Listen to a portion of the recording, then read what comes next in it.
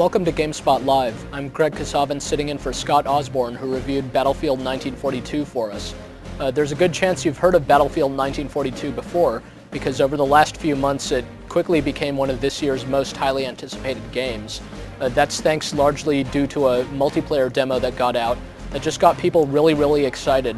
At first, Battlefield 1942 looked like just any other World War II themed first-person shooter, but in reality it's a unique, fun, and truly original game.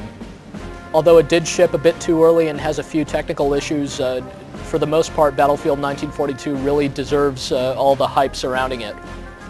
One look at Battlefield 1942 and you can tell it's supposed to be a World War II game. It has a realistic look to it, but it doesn't take you long to realize that it's not a realistic game at all. It's really just an action-packed, almost comic book style version of World War II, where any player at any point can take on any type of position, from medic to sniper and from pilot to tank gunner, and have at it. It's really a game that doesn't force its authenticity in favor of having fun gameplay.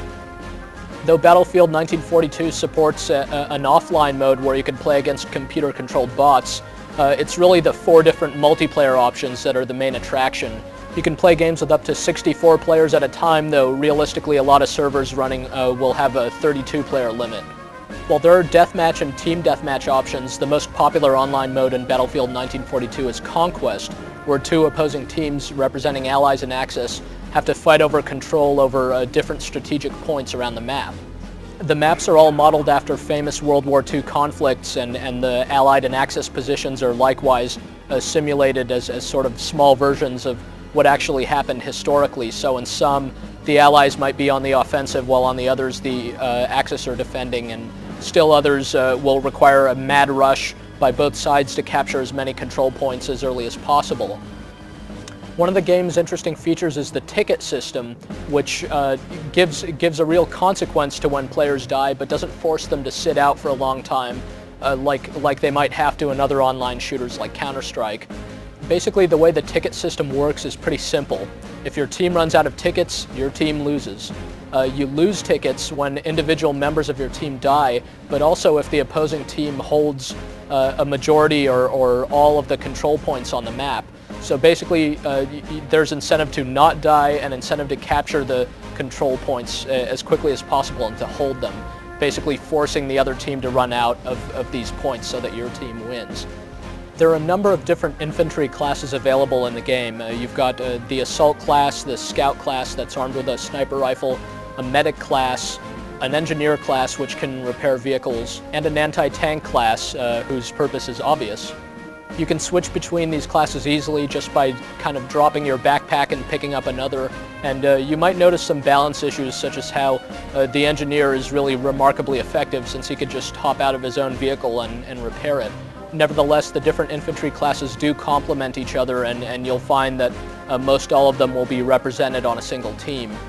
You might generally find that the infantry weapons in the game are a bit underpowered. They seem inaccurate and kind of weak, but that all just goes to show how important vehicles are to Battlefield 1942. The game actually features a whopping 35 different vehicles, all based on historical vehicles from the period.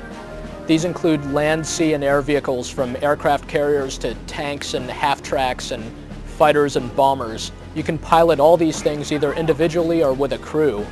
At first it may seem kind of ridiculous that you could pilot an aircraft carrier just all by yourself, or a huge bomber without any kind of crew to help you out, but you'll really appreciate it at times when other players might be elsewhere on the gigantic map you're in, and you could man the tank all by yourself and fire the cannon while moving it around. The game is very accessible. It uses basically the same controls for movement on foot as it does for movement in all the various vehicles, yet at the same time you'll really notice the differences in vehicle handling, and you'll really appreciate kind of the different strategic advantages that each one offers. The criticisms you could level at Battlefield 1942 are the same sorts of things you could criticize about just about any great multiplayer shooter. Since the game is new and popular and accessible, you might find that you're playing with a lot of guys who don't necessarily want to work as a team, might just run around killing their own teammates and frustrating things like that. But if you do get into a good game, you'll just really have a blast. You'll be able to coordinate and mount ground and air strikes simultaneously and perform all kinds of really exciting, daring assaults like that. It does seem as though Battlefield 1942 shipped a bit early.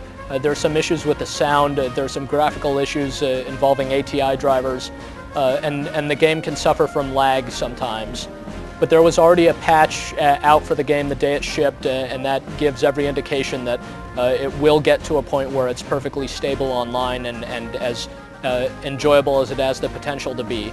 Already though, Battlefield 1942 is a great online shooter that seems like it'll have a big, huge following for a very long time.